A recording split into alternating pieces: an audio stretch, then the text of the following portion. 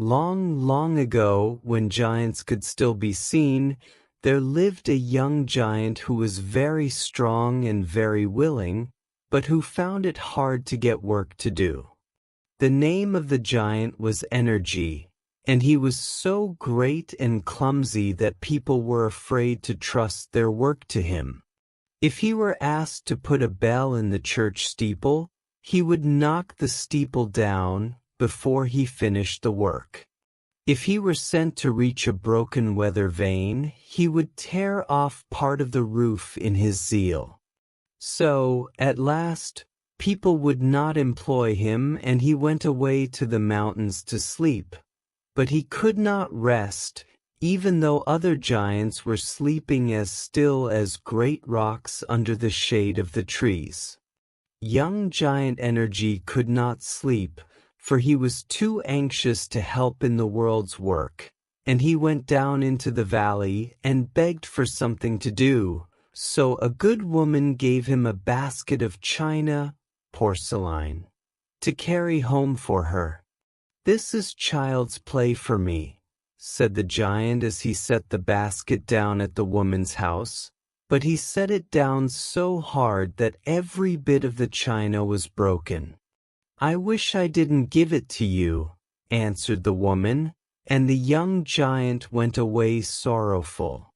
He climbed the mountain and lay down to rest, but he could not stay there and do nothing, so he went back to the valley to look for work.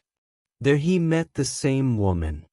She had forgiven him for breaking her china, and had made up her mind to trust him again, so she gave him a pitcher of milk to carry home. "Be quick in bringing it," she said. "Don't let it sour on the way." The giant took the pitcher and made haste to run to the house, and he ran so fast that the milk was spilled and not a drop was left when he reached the good woman's house. The good woman was sorry to see this, although she did not scold, and the giant went back to his mountain with a heavy heart. Soon, however, he was back again, asking at every house, "Isn't there something for me to do?"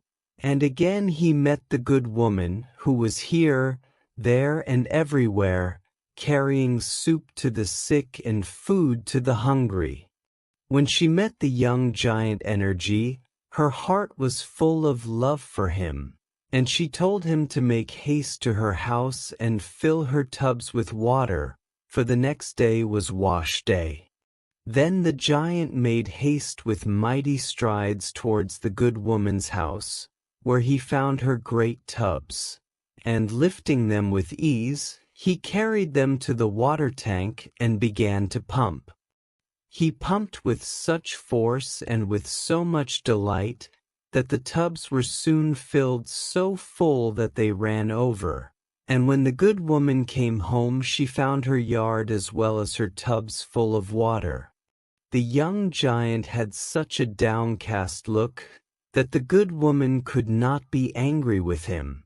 She only felt sorry for him. "Go to the fairy skill and learn," said the good woman as she sat on the doorstep. "She will teach you, and you will be a help in the world after all." "Don't go fast," said the good woman. "Stand still and listen. Go through the meadow and count 100 daffodils. Then turn to your right and walk until you find a mullein stalk that is bent. Notice the way it bends, and walk in that direction till you see a willow tree. Behind this willow runs a little stream. Cross the water by the way of the shining pebbles, and when you hear a strange bird singing you can see the fairy palace and the workroom where the fairy skill teaches her school. Go to her with my love and she will receive you."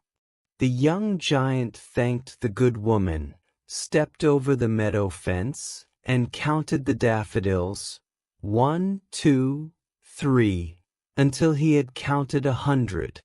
Then he turned to the right, and walked through the long grass to the bent mullein stalk, which pointed to the right, and after he had found the brook and crossed by way of the shining pebbles, he heard a strange bird singing, and saw among the trees the fairy palace. He never could tell how it looked, but he thought it was made of sunshine, with the glimmer of green leaves reflected on it, and that it had the blue sky for a roof. That was the palace, and at one side of it was the workshop, built of strong pines and oaks, and the giant heard the hum of wheels, and the noise of the fairy looms, where the fairies wove carpets of rainbow threads. When the giant came to the doorway stretched itself for him to pass through. He found Fairy Skill standing in the midst of the workers, and when he had given her the good woman's love, she received him kindly. Then she set him to work, bidding him sort a heap of tangled threads that lay in a corner like a great bunch of bright-colored flowers. This was hard work for the giant's clumsy fingers, but he was very patient about it. The threads would break, and he got some of them into knots, but when Fairy Skill saw his work, she said, "Very good for today," and touching the threads with her wand, she changed them into a tangled heap again. The next day the giant tried again, and after that again, until every thread lay unbroken and untangled. Then Fairy Skill said, "Well done," and led him to a loom and showed him how to weave. This was harder work than the other had been, but Giant Energy was patient. Although many times before his strip of carpet was woven the fairy touched it with her wand, and he had to begin over. At last it was finished, and the giant thought it was the most beautiful carpet in the world. Fairy Skill took him next to the potter's wheel, where cups and saucers were made out of clay, and the giant learned to be steady and to shape the cup. The cups and saucers that were broken before he could make beautiful ones would have been enough to set the queen's tea table.